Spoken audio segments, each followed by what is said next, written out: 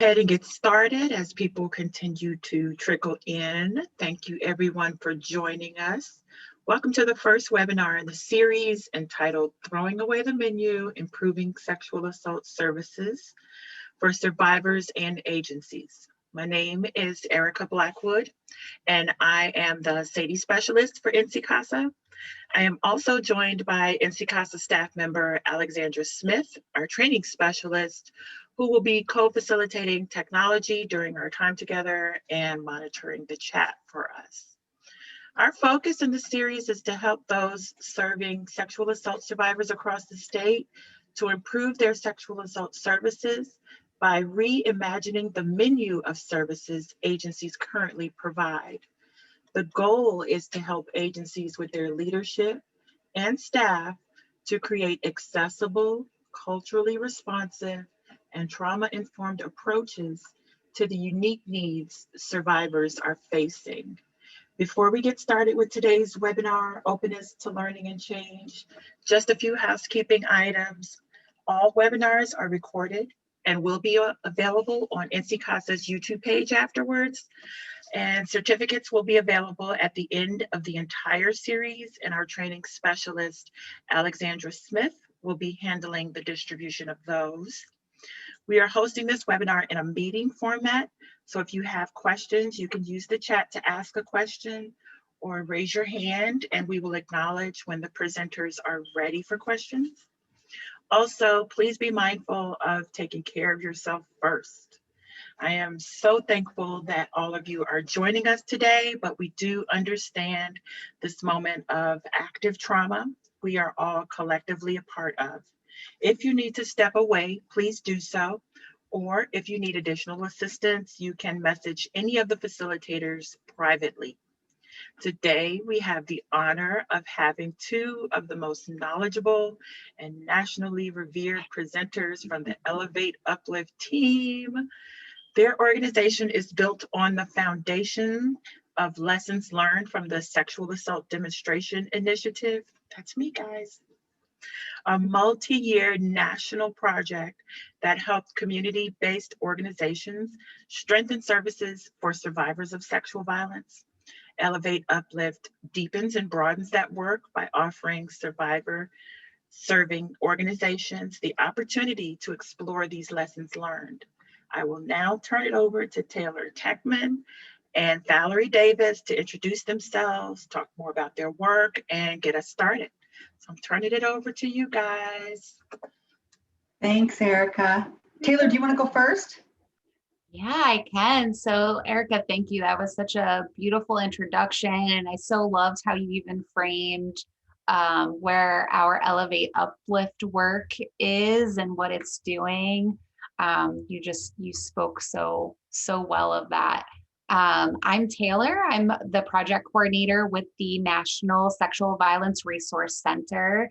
So we were one of the project partners that were a part of the Sexual Assault Demonstration Initiative. And it's really, I joined NSVRC 8 years ago. So I joined right when the demonstration initiative was kicking off. Project sites had already been selected, and I joined the team right as project sites were developing what we called their implementation plans. And so was there from the very beginning with project sites as we started doing that change work with them. I think that's all I have to share for the moment. I'll pass it back to Val. Sure. Hi, everybody. I'm Valerie Davis, and I work for the Resource Sharing Project. So my colleagues are Monica and Tracy at NCCASA, but I am with IOCASA. And the Resource Sharing Project was also one of the project partners on the SADI. And I coordinated the training and technical assistance for that from before we had project sites all the way through with Taylor and I towards the middle to the end being like some of the main folks working with project sites. So we're just so happy to be here today. A little bit more about me, like I started my career over 25 years ago now working in a dual multi-service agency here in my community. And we had a shelter, we had, it was a sexual assault program and a domestic violence program. Our primary sexual assault services were a crisis line responding to the hospital for sexual assault, evidence collection exams, helping folks navigate through the criminal legal system if that's what they wanted, but not a whole lot else. And so when I saw the job ad for the SADE, I was like, oh my gosh, I want to learn. I would want my program to be able to be a part of that. But I applied for the job and they're like, sure, Val. One of the things that we had done at my program was doing a lot of internal organizational change work. And so they thought that I might be useful for that. So I love dual programs, multi-service programs. That's where my heart is. That's where I started in this work and where I always speak from or think from. So I'm just happy to be here today. And if you all, I'm going to ask you all to introduce yourselves in the chat. Like, if folks feel comfortable, it would be lovely and great if you're comfortable or have the technology to take your turn on your cameras, because today Taylor and I are going to be like engaging in a dialogue with each other. So we would love to have that dialogue with you all as well. And then we're going to be able to do an activity, and then we're going to have some small group conversations, and then we'll come back together as the large group. So if you want to, again, just feel free to do that because we're sort of casual and just having a dialogue. But if you would go ahead and introduce yourselves in the chat and where you're from in North Carolina. And then as a way, one of the things that we've been doing is we want to honor the Indigenous people and their ancestors and acknowledge and stand in solidarity for the land that we currently inhabit. And so if you could add the Indigenous land that you're on as well in the chat, that would be great. And if I'm going to give you a text, a phone number that you can text your zip code to if you're not sure what Indigenous land that you inhabit. You can find out. It's super easy. So I'll put that in the chat, and I'm going to put my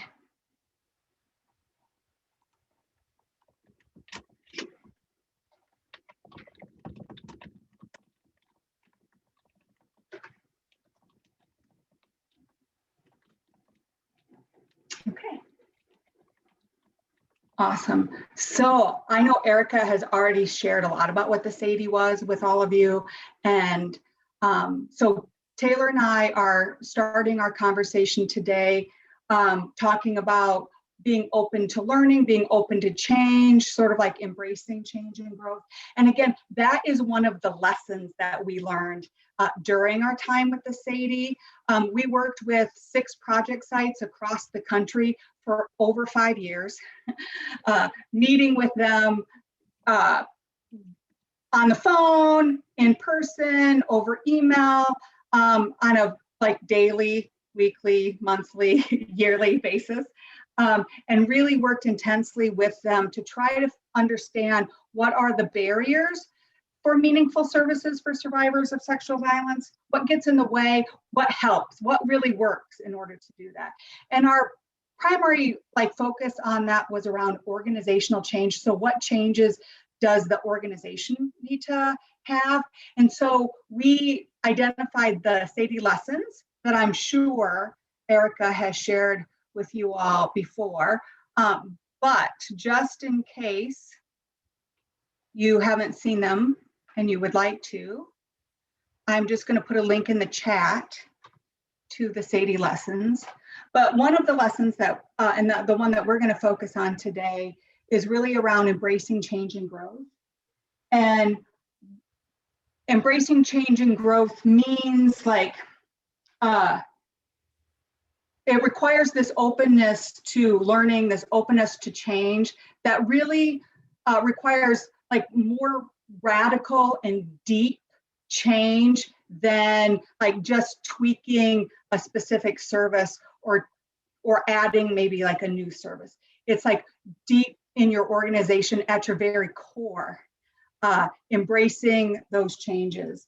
And that means being able to bravely and honestly engage in self-reflection as people, as individuals, but then also as organizations engage in that critical self-assessment, and to be able to acknowledge what we don't know, and to be able to say and to know what we don't know, and then really to be able to accept feedback in all those areas, even the areas that we thought that we were doing really good in, to be able to accept that feedback and then build your plan from there about what you're going to do.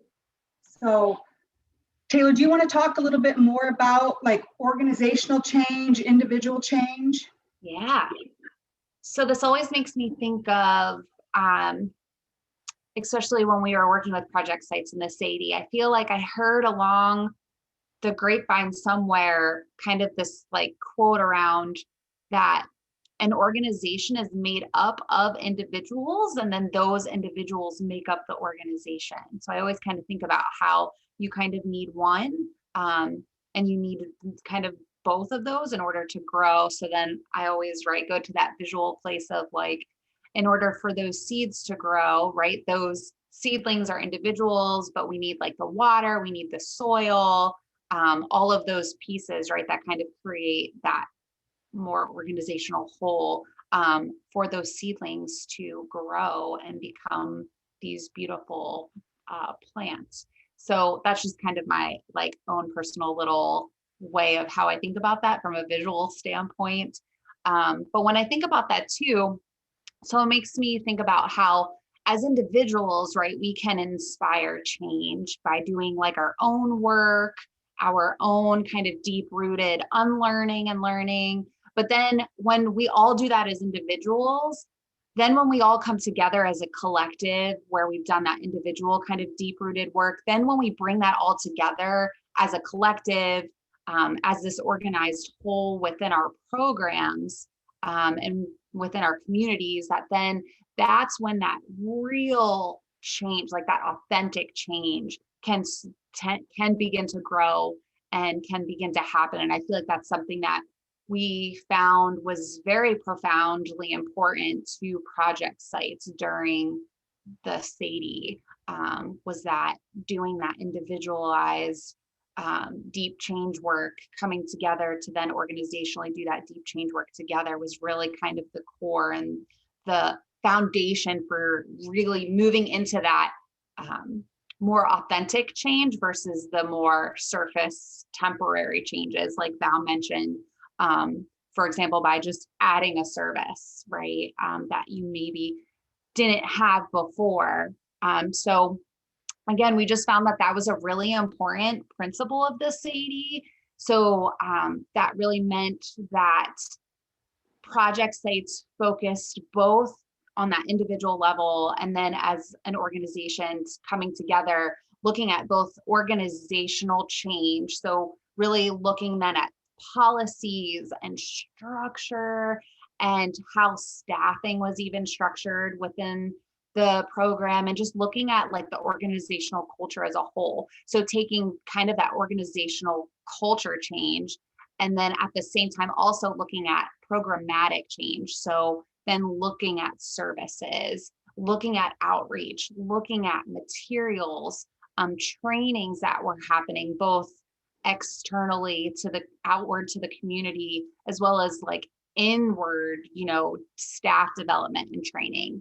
So kind of looking at all of that at the same time, which is a lot, right? Like that's a lot to kind of unpack in and of itself, but kind of taking the time to look at all of those. And so then that's where as individuals, when we've done kind of that deep work on that individual level, then we can bring that into our program, and individuals at project sites were able to then come together as that project site to do kind of that peeling back the layers of those organizational and programmatic pieces, and we're able to contribute then in a more meaningful way, and instead of, you know, just leadership or, you know, one program or, you know, a smaller group of folks kind of doing that change. It was able to be, we found that when it was done as a collective in the organization, that's again when, even though it was, you know, really hard at times, like that's when that change happened and actually lasted and was like sustainable then. And so again, that really kind of also like weaves into, as individuals then, right, we can work with our program to have that buy-in around what our program's mission and vision are. And that was another piece that our project sites during the demonstration initiative really looked at, was their mission and vision, how those align both as an organization and then as individuals. So again, that makes me come back to thinking about how an organization is made up of individuals and those individuals make up an organization. So needing to share and have the same like goals and missions and vision for the work. And so all of that to say, right, that all takes a lot of time and a lot of unpacking. And so that really ebbs and flows. And so at times it can feel like, you know, you maybe as a program took 2 steps forward, and then maybe, you know, you tried something new as you were kind of peeling back those layers of maybe it was a certain policy or around, you know, the organizational structure. And so you try something new, and it part of that process too, right? Part of that change work is that we sometimes have to change more than once. Like we have to try, because we don't know until we try, and we don't know what we don't know. So it also takes trying a ton of times to find what is right for our programs. And so sometimes it can feel like we just took 10 steps back in order to get those 2 steps forward, in order to find that right fit for our programs. And so that just, I know I already kind of touched on it a little bit, but we noticed that when project sites had change happen too quickly, it always ended up being surface level, or kind of like the quote unquote cosmetic, right? Or like the Band-Aid. It was only temporary. So again, that meaningful change really came after there was a lot of trying a bunch of different ways of doing something, when after there was resistance, after there was pain and denial of maybe some of that really hard unlearning that we needed to do as individuals, and then again as that collective program. But that part of that unlearning and all of that is part of those growing pains that then get us on the other side of where we want our organizations to be. And I'm sitting here talking with my hands because that's what I do. So I apologize for those. I just noticed. That's okay, Taylor. I do it too. So I'm wondering, Val, so I feel like I touched a little bit on both, like how individually and organizationally we collectively come together to do some of that on kind of a broader foundation. So I'm wondering if maybe you're open to talking a little bit more around like what that process then looks like as we get more into the nitty gritty of it.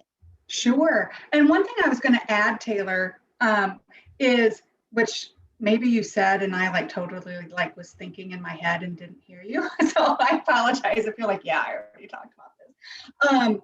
One of the reasons why it's so that we focus on both individual and organizational change, but put an emphasis on organizational change, is because, as maybe you all experience in your programs, in our work, there is a lot of turnover, right? Like constant turnover. And so maybe if I go to a training and I learn some really great or a series of trainings and I learn some really good skills or ideas, and I'm inspired to like try and implement this in my work. When I leave, because turnover is real, right? When I leave, that like knowledge, that individual change, that individual practice leaves the program as well. And so we need to pair that individual change with organizational sustainability measures, right? So that it actually then impacts and changes the organization. And so then that's why, you know, as Taylor mentioned, we looked at your organization's very identity, mission, vision, name, and then of course all the things that Taylor mentioned around policies, procedures, staffing, all of that kind of stuff. And so, and as Taylor mentioned, that deep level checking your core work, the process of that is to me, more important, or what we learned was even more important than any of the outcome. So it's not the policy, the words in the policy that got written. It was that process of change, of trying again, of being in dialogue with each other and trying to figure out what is our organization? Who are we? What do we believe about survivors? What do we know about survivors? And then that's really what helped then build that foundation for the organizational change. And so as Taylor mentioned, we thought it might be useful to all of you to maybe hear about like the organizational change process a little bit and how we experienced it in the SADE. And I don't know if it's useful for you all or not. So, but I do have like a little slide I could show for a visual if that's helpful for folks. I see Erica nodding her head, so I'm just gonna go ahead and do it. If I can find the thing I want to share. I have it open, but okay, now I should be able to do it properly.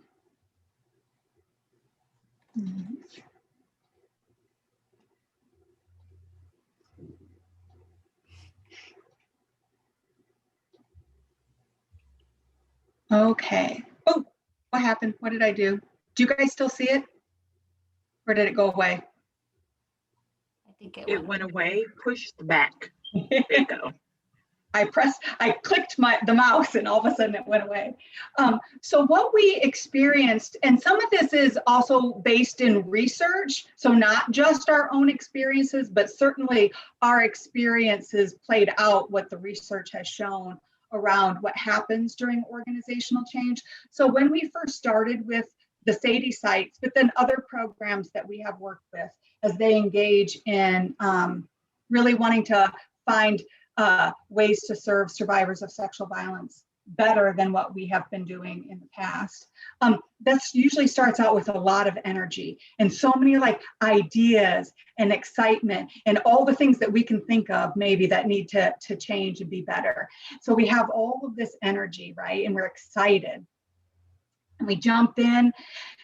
And then as we're jumping in, maybe we're starting to notice some of the things that are at our core that maybe we don't necessarily want to name or change, right? We're starting to see maybe things that we didn't see before, like the name of our organization isn't reflective, or the ways racism plays out in our organization.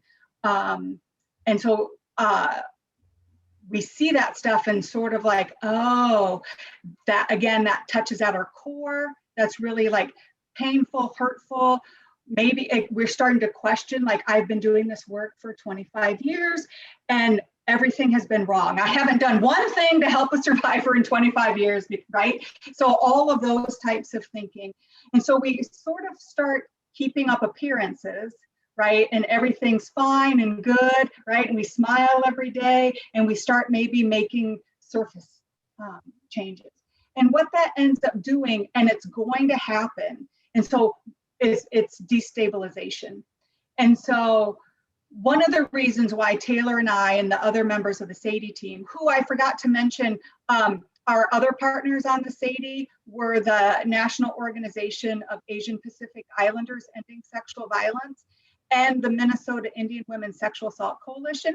And later in this series, you're actually going to be able to meet Guadalupe and Mira, who were, again, part of our team of providing technical assistance. So I don't know, I totally missed saying that earlier. But so one of the reasons why our team feels so important to be able to share that with programs, coalitions, whatever, is so that we're prepared and you're not sort of like caught off guard when this destabilization happens, right? Because we're asking folks, right, to change at their very core, right? So it like puts you off balance, right? When it's like, oh, the deep beliefs I have about myself, that I have about this work, that I have about our organization, it rocks you. And so if that when that destabilization happens, it can lead to disengagement. So like, we're just not going to do the change at all. We're going to let that go. There's going to be lots of excuses why we can't do the change.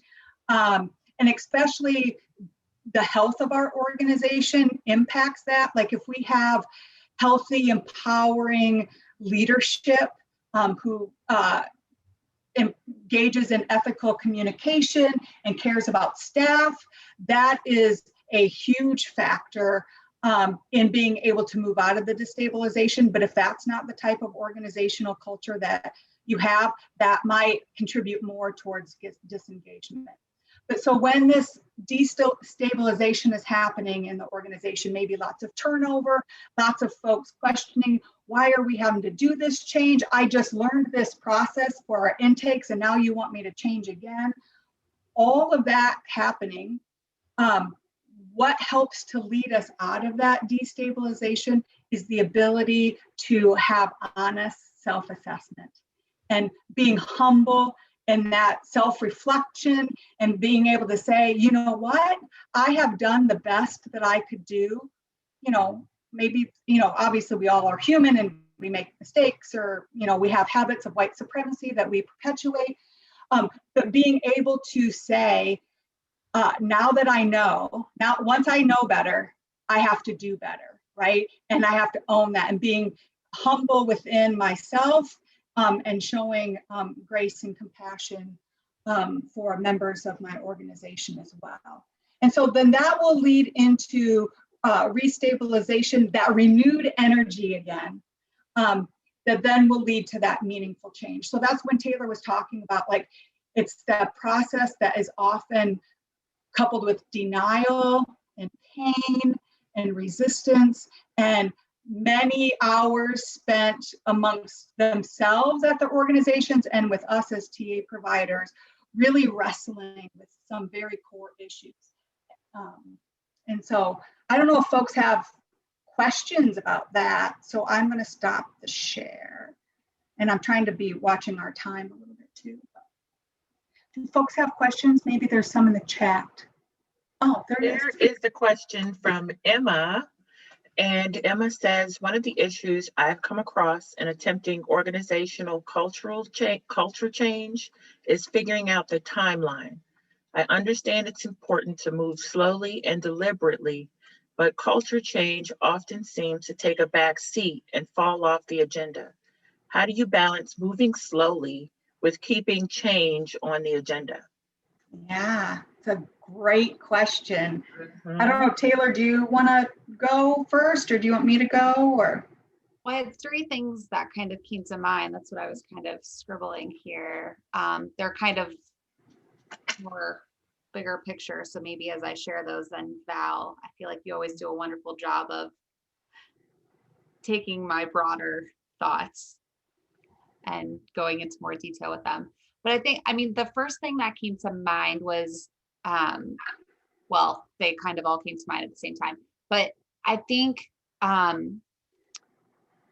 so one way I think is, you know, most of our programs are still in some kind of structure where, right, we kind of have like leadership, management, and then like our program staff. So I think when we're able to have that true like leadership commitment and buy-in to that organizational cultural change, I think that of course helps to keep that from falling off the agenda, right? When that's something that our leadership and our programs is already prioritizing as part of this new change, or, you know, this new way of envisioning how we provide this support to survivors.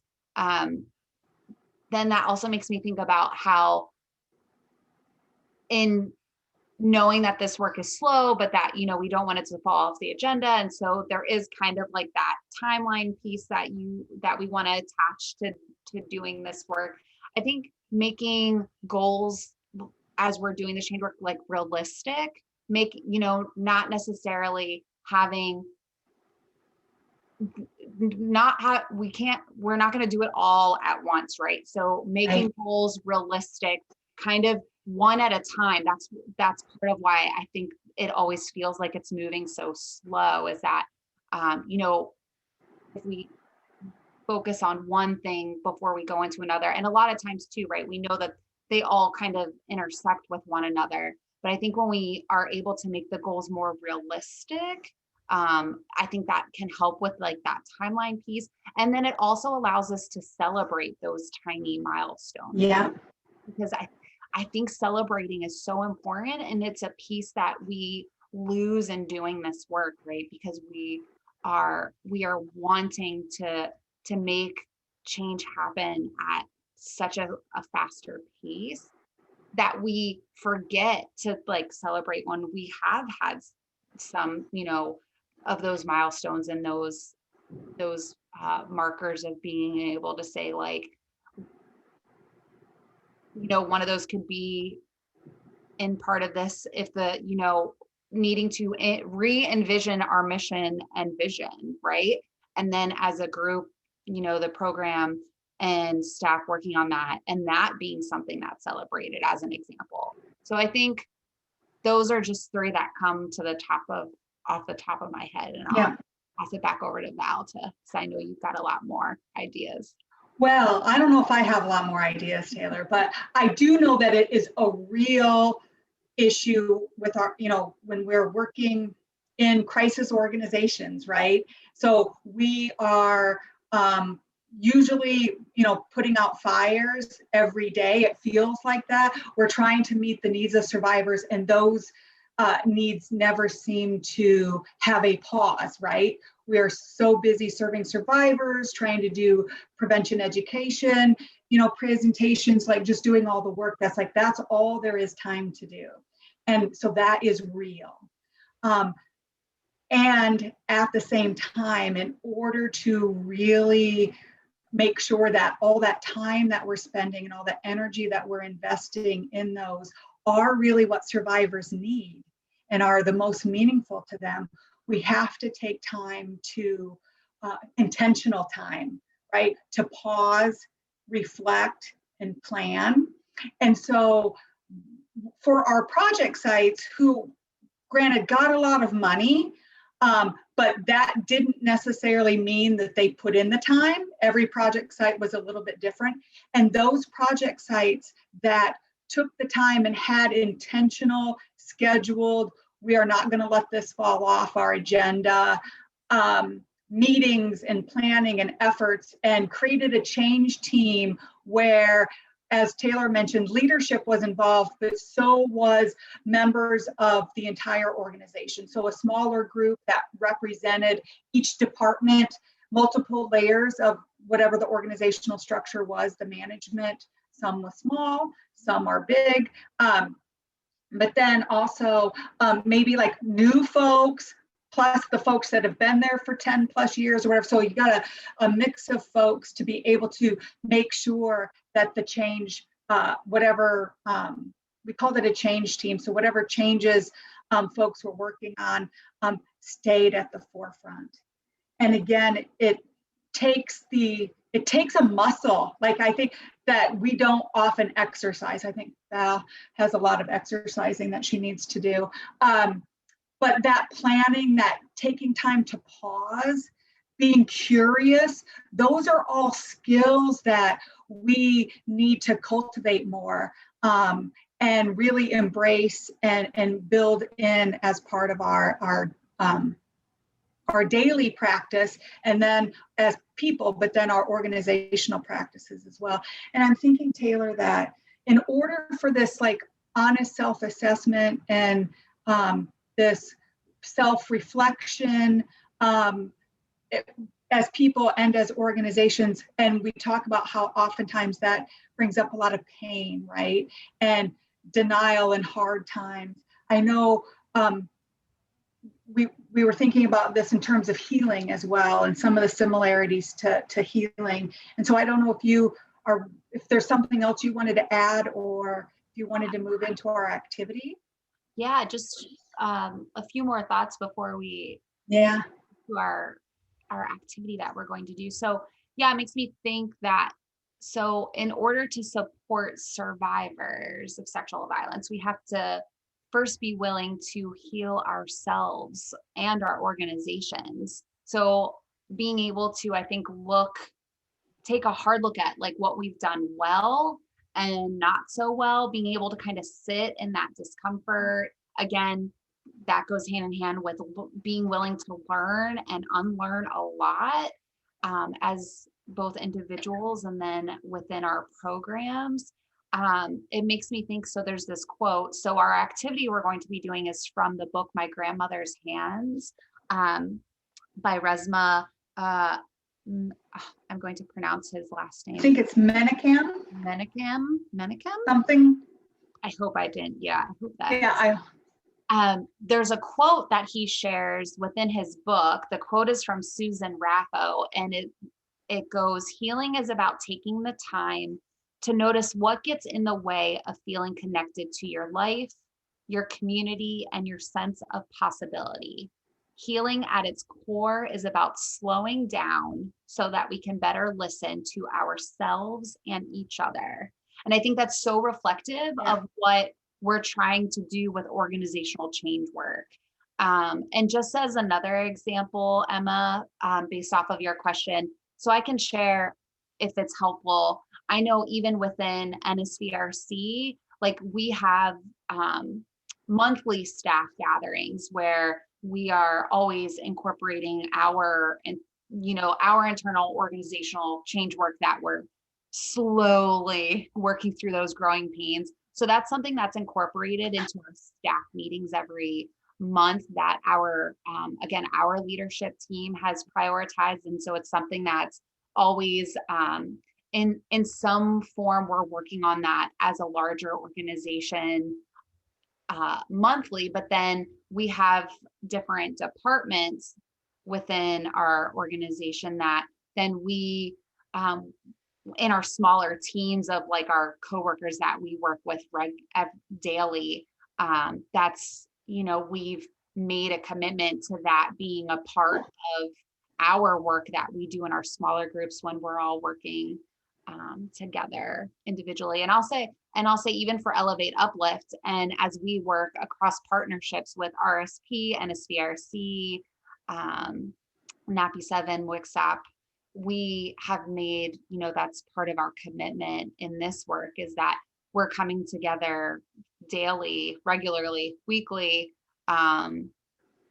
and holding those conversations. A lot of times it looks like a lot of conversations, and then figuring out based off of those conversations, what are like the action oriented things that we can be doing based off of those conversations we've held with one another. So I hope that's helpful as part of that response to your question as well. So we are going to dive in. So there was actually one more quote from My Grandmother's Hands that I just felt was so beautifully reflective of this work that we're trying to do. And then we'll dive into our activity, which is from My Grandmother's Hands as well, because that book is, if you haven't read it, I hope it's a new resource that you will look into. I think it's something that there's individual work within the book. And then there's also, again, that like program piece implemented in it. So it's got a lot of tools in it that you can definitely take back to your programs. But this quote reads, and this is from Angel Kyoto Williams: "Without inner change, there can be no outer change. Without collective change, no change matters." So again, I just think that's like such a powerful like mission and, kind of the vision of where we're wanting services to go for survivors of sexual violence in our programs. So all of that to say that, so healing again is a way that I think we can feel really connected to the work, to ourselves, and as a collective in our programs. And it's a way for us to also, again, like really slow down. So I know a lot of times when holding conversations around this kind of change, right? Like we want things to happen. We want that change to happen as fast as we can make it happen. I know like my heart will start to race, my mind will start to go with all kinds of thoughts. So this practice, this activity, this breathing exercise we're going to do, it's a breathing and a little bit of a visualization exercise. I hope that this is a tool you all can take back and use again individually as you're doing work, but it's also a tool that I hope you can take back and use in your programs, maybe during like staff meetings or when you're having those smaller department meetings, like any way that you think this can be beneficial to bringing it back to your program. I think it's just a great way for us to remember in the moment when we're doing this work to like also take a moment to slow down. Maybe there's a lot of conversation happening where this is an activity, you kind of pause, do the activity, and then you come back to the conversation that you're having to kind of give some space and then come back. So we're going to go ahead and get started. So again, this is a breathing exercise from my grandmother's hands.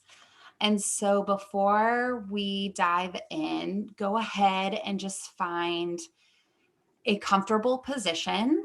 So that maybe is you're seated on a chair, or you can even maybe sit on the floor if you are able and that is serving you today, or maybe you feel like standing. So whatever feels best for you and whatever is serving you this afternoon.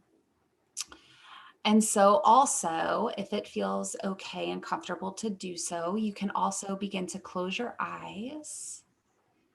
If that doesn't feel good for you today, go ahead and just maybe take your gaze down at something in front of you or at an object within the space you are in. So we're allowing ourselves to kind of go inward here and slow down. And as we slow down, let's go ahead and take a few deep breaths.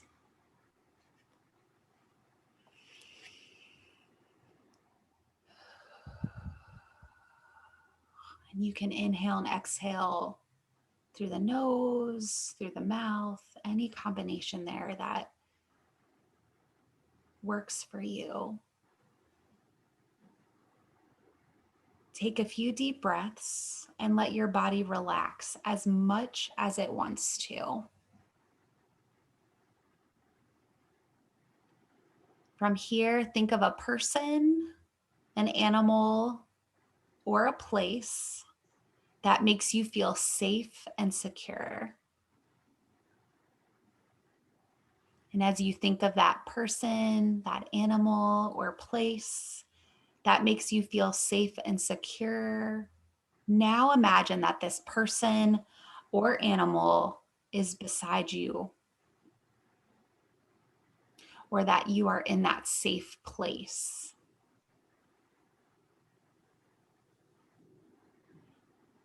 And breathing naturally, let yourself experience that safety and security for about a minute.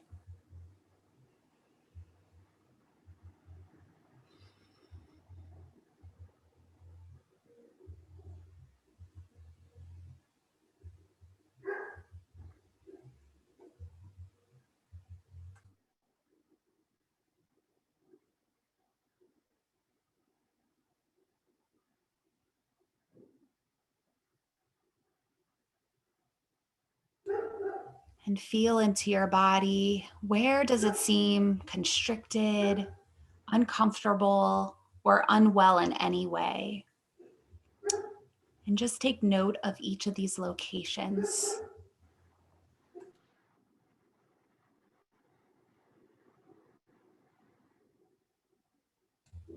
And then go ahead and pick one of these locations to focus on. For a few seconds, let yourself fully experience the constriction or the discomfort.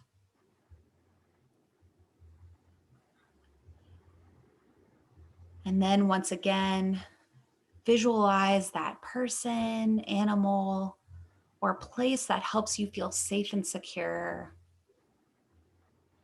And imagine you are in that place, or that the person or animal is beside you.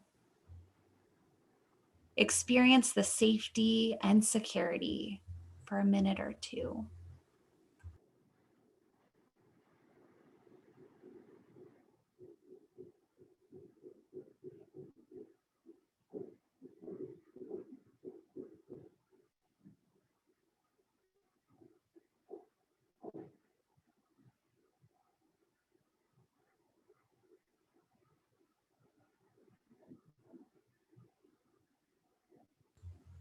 And then go ahead and do this for each part of your body that feels uncomfortable or constricted.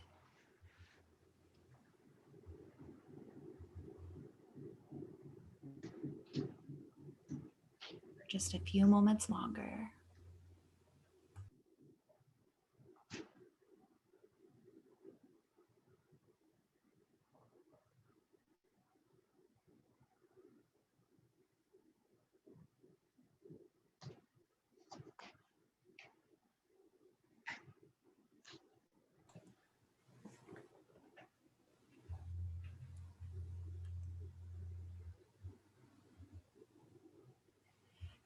And then as you are ready, go ahead and if the eyes are closed, just begin to reopen the eyes nice and softly.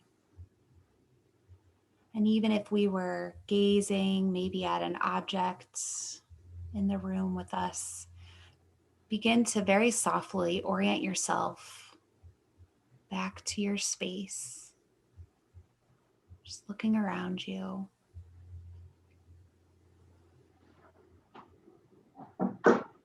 And in no rush, taking one last nice deep inhale and exhale, we'll return back to the here and now.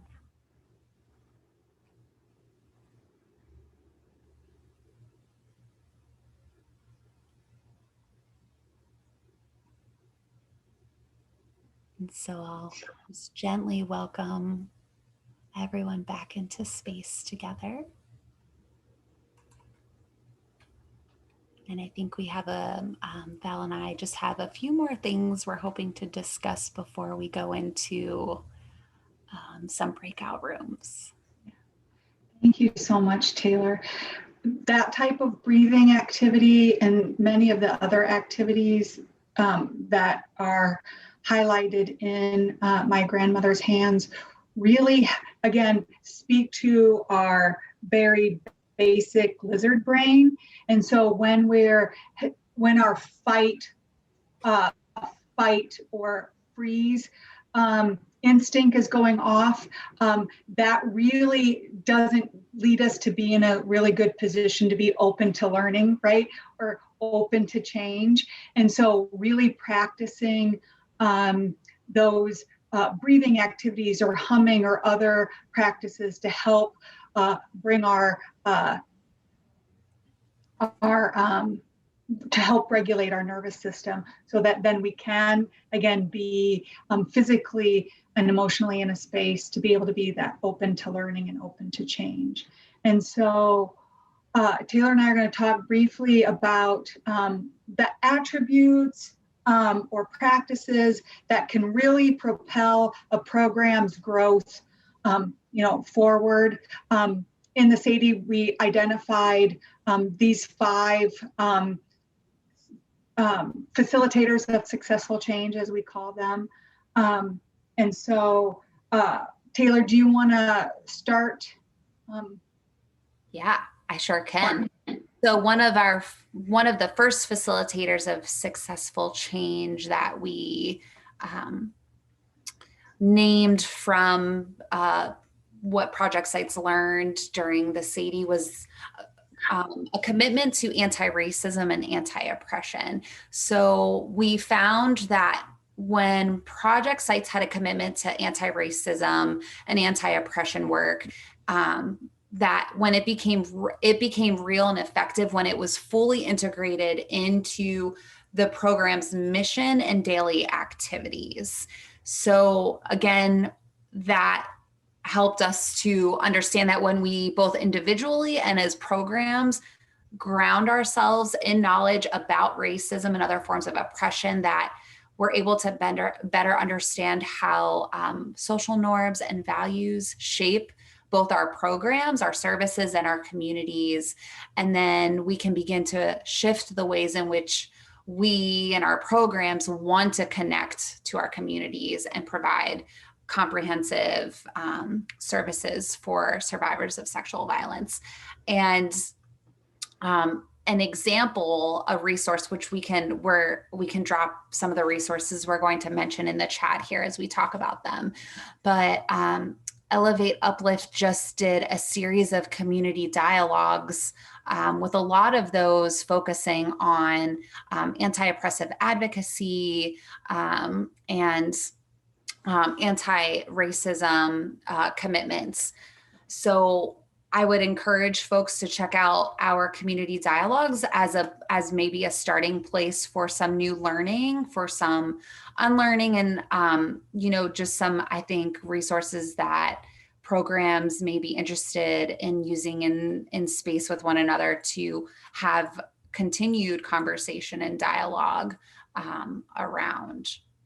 Another one of our facilitators of successful change really came around openness to learning, which I know we've talked about already a lot today, but that this really hones in around how learning is an ongoing process, right? So all of these facilitators of successful change also like ebb and flow within one another, right?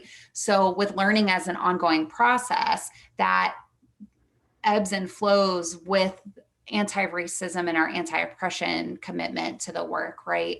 And continuing to learn as we go. And so being open to that learning, programs really need to facilitate that as a way to have continuous transformation, to really be able to have and kind of, again, acknowledge we don't know what we don't know, and really have humility around that knowledge. And then being able to ask for help when needed too, right? As we learn more, kind of being able to identify like, oh, this is where we've done things really well, and this is where we've done things not well. And so how can we ask for help so that we can do things well, and kind of learn from that. So again, being open to that learning really means being willing to build relationships and engage with and learn from folks and communities who have different views, and us really needing to be able to accept constructive feedback. I think that was huge for project sites in the SADE. Being able to kind of being challenged regularly around doing a lot of that learning, unlearning, asking for help, and receiving that constructive feedback, even when it's challenging, right? That can be so hard. This makes me think a lot too about some of Brene Brown's work, when she talks a lot around vulnerability and accountability and how that can be connected to shame. I think that for me personally, that's kind of where, when I think about this openness to learning, I think a lot about Brene Brown's work around that vulnerability and accountability, because I think that's where a lot of that openness to learning begins. And then, well, and Taylor, sorry. No, it also ties in again to our anti-racism commitment as well, because not surprising, I don't think that is one of the areas for programs to really grapple with and not make surface level changes it's very tempting, right, for programs and organizations to maybe adjust their mission statement to sound good and to have some written values that look good. So again, that surface, that facade, that keeping up appearances, but it's really the work of the day-to-day practices of undoing the habits of white supremacy. And then that's really right where then the destabilization can happen. When individual folks are forced with facing the internalized racism that they have, the internalized white supremacy that they have, as well as then looking at the organizational practices that support that. That's really intense work for organizations. And so again, making sure to have that openness to learning as well. That's how those two are paired together. Yeah, thank you so much for naming that, Val. I feel like, so I just put in the chat as well, the habits of white supremacy, since you mentioned that, because I know that's something that is a really helpful tool in doing that and being able to do that daily work and the daily commitment. One of the other facilitators of change was around, and again, it's one that is the theme of our conversation today, right? Is having that openness to change. So when our programs are open to change, we are willing to consider more radical alterations and not just those minor modifications, those Band-Aid surface level temporary changes that we have mentioned a few times today. We did have one, so this is something that one of our SADE participants, one of our project site folks shared with us as we were kind of closing out the SADE. This process for them, they shared with us that they realized that this was never just about the sexual assault services, but was really about challenging them to their core and to their program's core. And they thought everything was established with those core services, but integrating sexual violence really had made them rethink everything. So I think that's just such powerful feedback that we had from one of our participants. And so we also know then that when leadership is open to change, it can facilitate a process of transformation that uses a team approach and can be really inclusive of all staff and survivors. So we found that to be really detrimental to that willingness to change as well when we had leadership commitment right from the get-go with projects. And I had a thought and I lost it. So maybe that's okay, Taylor. It leads right into the next facilitator of successful change is empowering leadership. I think we pair it with stable and empowering leadership. So you can imagine stable leadership is if there's not a lot of leadership turnover, right? So organizations that have that stable and then paired with the empowering leadership. So organizational leaders that create a culture where folks feel safe and secure at work, where they feel cared for at work, where direct and transparent communication is used, right? And then who trust their staff, who empower their staff to be able to make decisions and to carry out decisions. It was that sort of culture from leadership that really helps programs to be able to move forward. And then, of course, supporting staff is the other facilitator of successful change.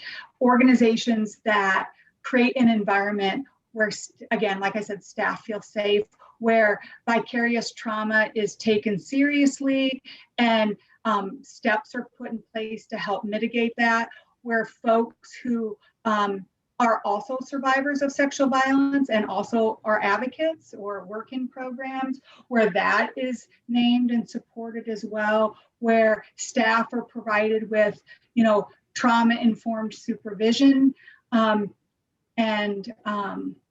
just this environment where staff are cared for. So all of those 5 facilitators paired together are what will really help organizations be able to come through that, destabilization of the organizational change process.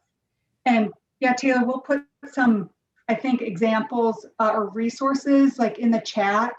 I know that one of our Sadie publications is about change starts within, which is around really trauma-informed and reflective supervision strategies, which again, a lot of folks ask when we think about supervision, what do we mean by that? So that's a good resource. Yeah, that's just the one I was thinking of off the top of my head. Yeah, I'm gonna pop them in the chat now. Thank you. Openness to Change to another resource that will pop into the chat. I don't know, Erica, if you've looked at this or shared this with programs, but it's our Picturing Your Program Organizational Change Toolkit. That is a variety of different activities that programs can do that really helps them assess where they're at right now with those 5 facilitators, so that you have a baseline knowledge of where you're currently at, so then you know where to go, right? We can't really make plans for figuring out where we can go until we know where we're at. So that's another tool that either Taylor and I will put in the chat. But one of the things that we really wanted to do was give you an opportunity to chat amongst yourselves. And one of the reasons why we feel that it's important to create space for small groups is one of the key facets of healing is connection. And one of the key facets of this organizational change and coming through it with renewed energy and with sustainable change is through connection as well. And then given the atmosphere in which we're currently living in, where we are so isolated and where programs are often isolated from each other anyway, we just wanted to give space for you all to be able to connect with each other.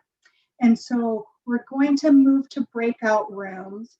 And we'll put this in the chat, and I think we can put this message once we go, so you'll have it in your breakout rooms, is what we really want to do is be able to have 5 different groups where each group discusses one of the facilitators of successful change, and just talk about whatever you want to talk about, actually. Build that connection with each other.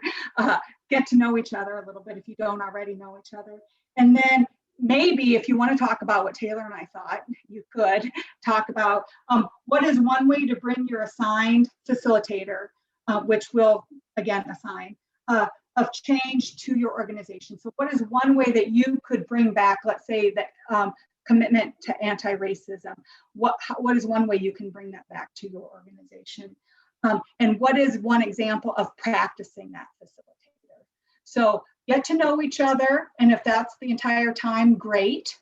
But if you have more time and you want to discuss the facilitator, I think we'll do like room 1. Should we just do, when folks get into their rooms, room 1, focus on anti-racism, room 2, openness to learning, room 3, openness to change, room 4, stable and empowering leadership, and room 5, support for staff. Does that sound good? Do we have enough for 5? Oh, heck, I don't even know how many people we have on here. I feel like we might have enough for 3, maybe 3 or 4 breakout rooms. Sure.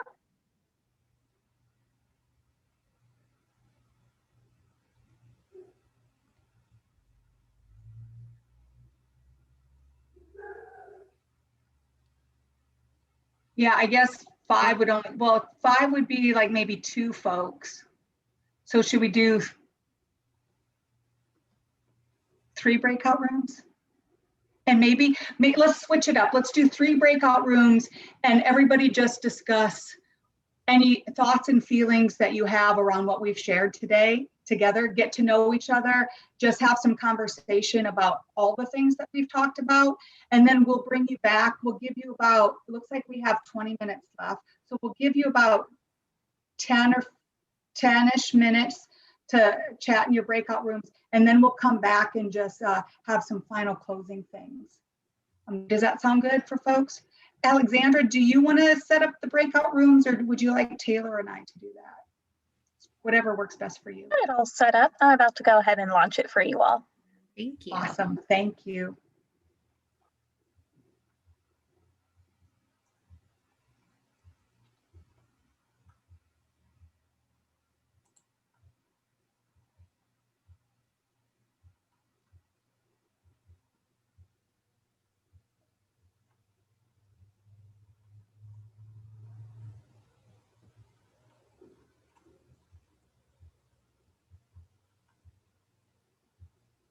So Taylor, I was thinking like 20 after. Yeah, that sounds good. Did anyone join? I feel like Emma's. It looks like Emma's by herself right now. Did we move? Can we maybe move Emma to room 1? Mm-hmm.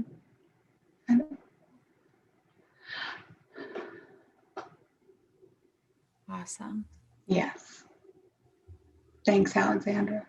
Thank you. Thank you. Well,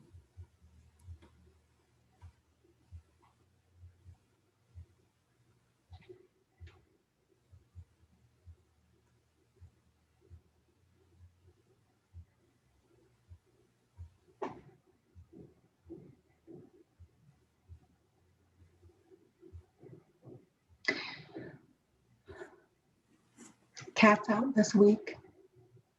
is she? Okay. Her brother-in-law is seriously ill. Oh, no. Oh. I know, it's just.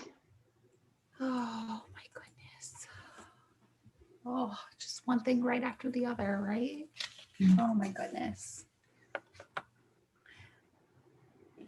Is that part of why they did a house switch, or is this newer information? No, that's newer. She was at her brother's house, her and Saffron. And then apparently Britt's brother had some medical issues. I think he has medical issues anyway. And so then they had to leave and go to see, be with him. Then they came back. I think they actually had to come and get Britt back to Iowa and then go. And with COVID restrictions and stuff, there can only be one person at a time. And so his mom is the one that's been in there with him. So, but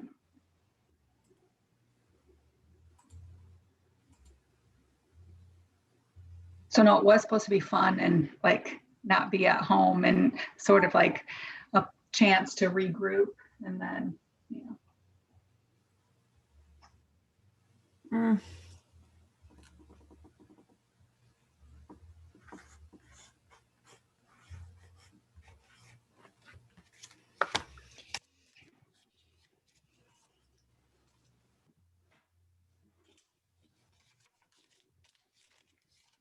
So many Post-it notes all over my desk. I know that's what I end up doing too.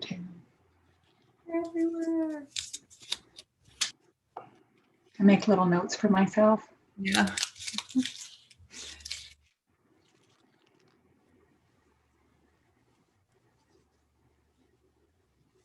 I had to turn my fan on earlier. I was getting like so hot. Whenever I shut this door, It gets it warm. gets so hot in this room. Our bedroom's like that. Our bedroom is, I swear, like 5 degrees warmer than the rest of the house. So yeah, it's always stuffy in there. And then we come out into the other space and it's freezing. And then my office is always freezing because it's kind of the furthest corner at the front of the house. So it gets really no sun all day. So it's always really chilly in here. I had the window open for a while, but with all the construction noise, it was not going to be able to be, not for a Zoom. Yeah, the sun's out today, which is lovely. It's still chilly, but the sun's out. I haven't been out today. It's sunny here too. I don't know what the temperature is. I'm hopeful it's nice because I'd like to be able to get out here this afternoon still. It's 42. Ooh, balmy. Right? I'm so excited about that. I think, we're supposed to be in like the 40s, 50s now for the next like week or two. If you look at like the extended, Yeah. which is kind of like, oh, okay, does that mean you're going to stay and just like keep creeping towards Right. that weather? Well, yesterday I was super excited and I was sharing folks, it's like in the far out extended for us to like 50s. Taylor, I just looked and actually on Sunday they're saying 58, but on Monday is a 60 number. We'll see if that actually happens because that's so far out, but yes. Coming out on the other side. yeah. Ugh. Feels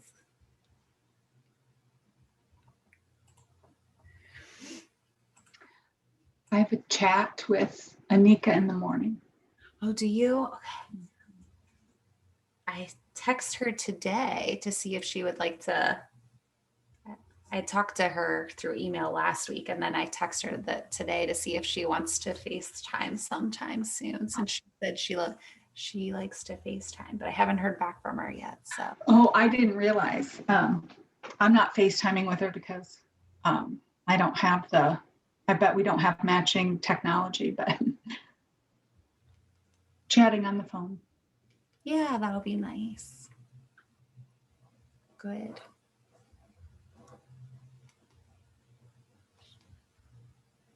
She's probably like, now I'm being bombarded by you all. Yep.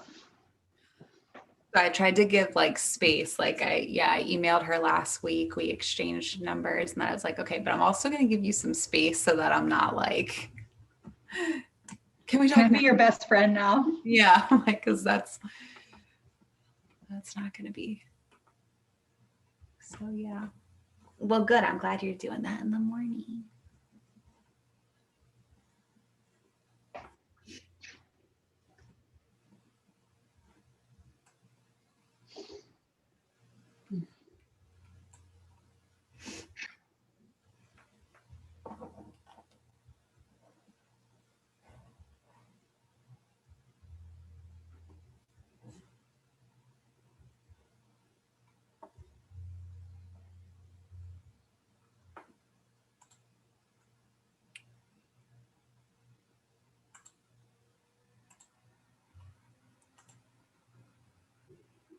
We said at 25 after. Right? What? Anytime, at least 20 after, and then I don't know how much time in case folks have questions or they want to chat or. Should I send the other resources in the chat? Should I do a broadcast message to all, letting folks know like another minute or two? Yeah.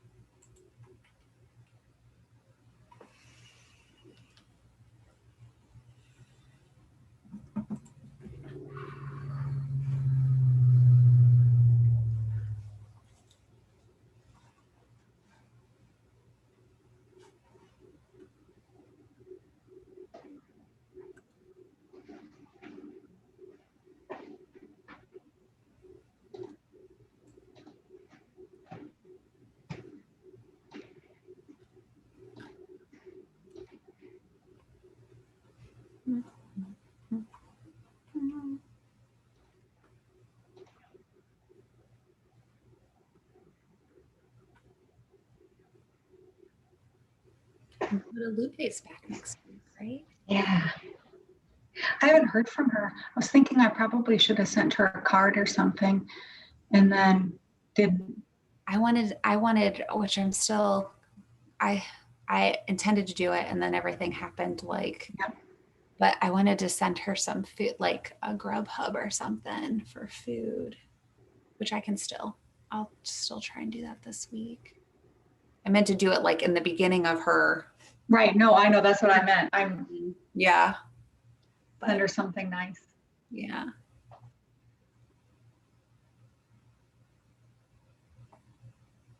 All right. Should we close rooms? I'm good with that. All right. Here I go. Oh, okay. I forgot that it gives 60 Yeah, it gives folks time. That's okay. Yep.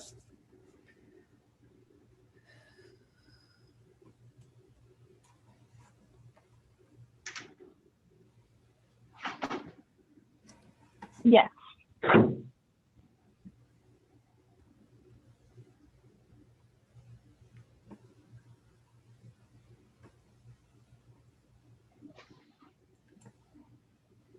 Welcome back, everybody. Yay. Hello. I'm here. Yay.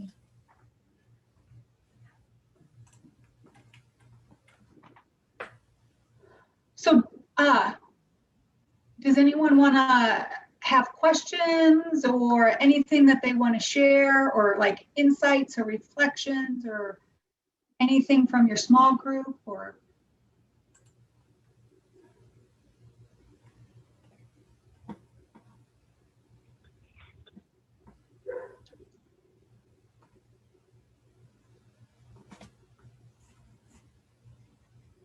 nobody has questions for anything? Comments? Tell us what was happening in the small groups. What did you guys talk about? Change, how it's admirable, and knowing that you need change, and change is necessary for growth and moving forward, and being an asset to all of those you encounter, you cross paths with, and how change is, it takes courage, because if you're used to being, certain attitudes and values and things like that, and you grew up with that, or that's your social circle or things like that, it just takes courage to change that, because you have some people who are, set in their ways, and no matter what comes, they're gonna be the same. And it's really, admirable, and it takes a lot of courage, and I respect the change. I think that's a really, really positive attribute to, the organization.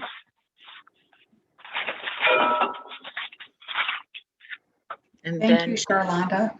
Yeah, thank you, Charlonda. No problem. No problem at all.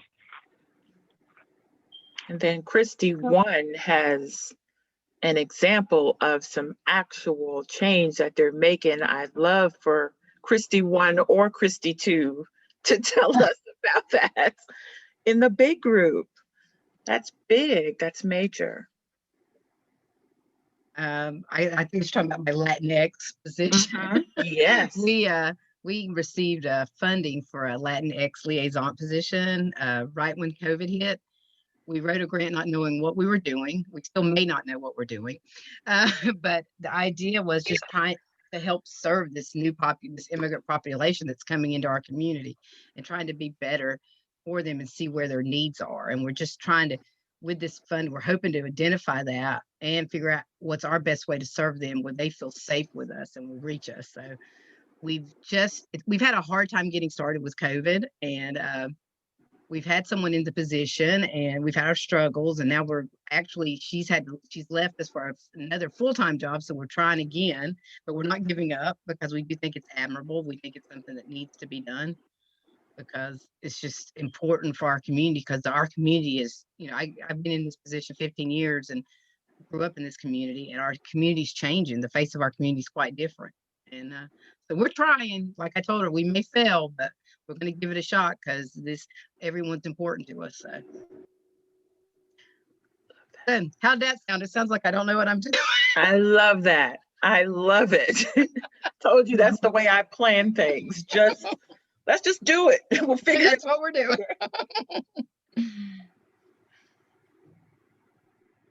In COVID, right? We didn't talk about COVID like outright today, but I feel like, right, talk about like change and having to Yeah. pivot and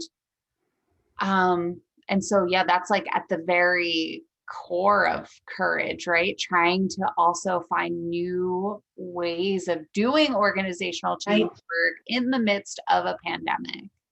And so yeah, also staying really open to being flexible in what we're doing and how we're doing it because of that.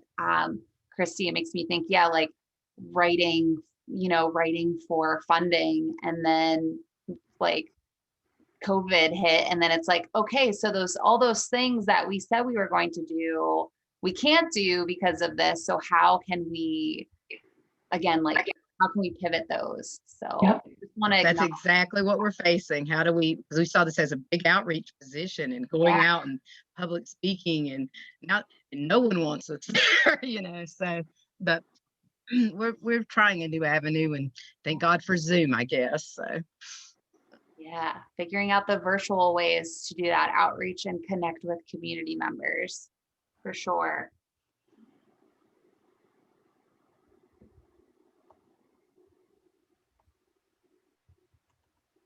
Anybody have anything else that they wanted to share today?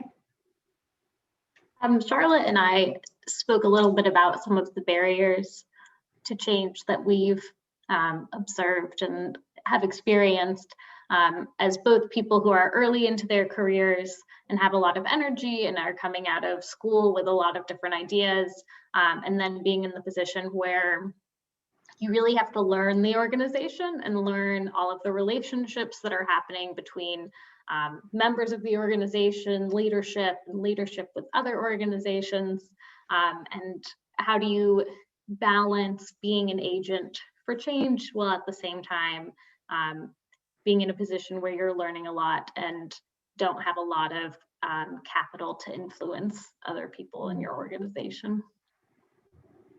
Mm-hmm. Thanks, Emma. Yep.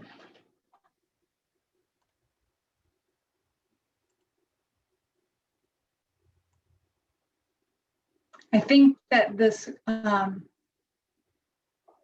COVID times and have really, right, we've had to practice those muscles that we didn't always practice before, about like figuring out new ways. Like, we've been doing this work for how long, and we thought we knew how to do it, but COVID's been like, oh no, you have to figure out different ways to be able to serve survivors and reach communities, right?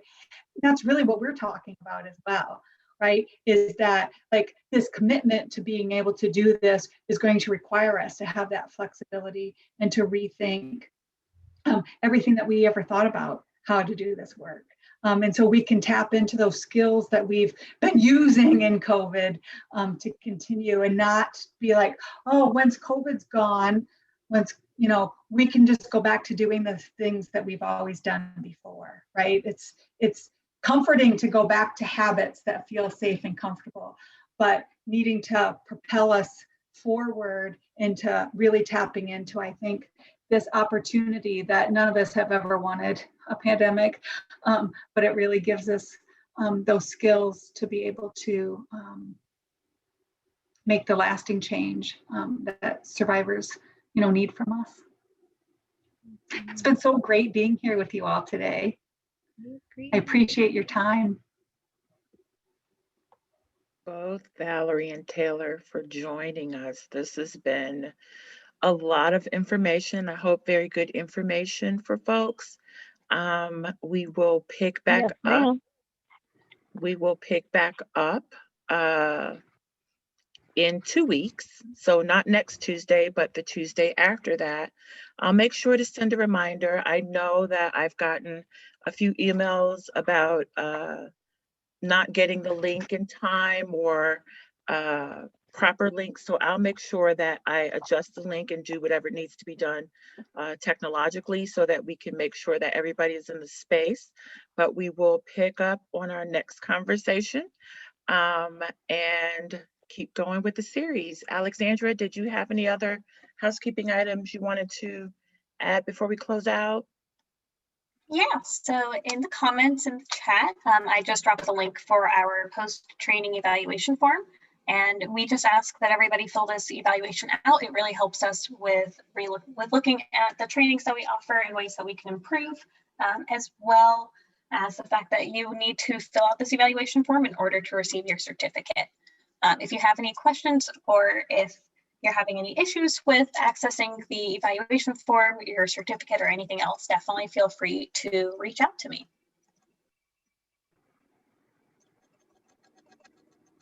Okay. There you go. I was trying to put your email in there and I was putting all kinds of other stuff, training@info, like backspace. I don't know.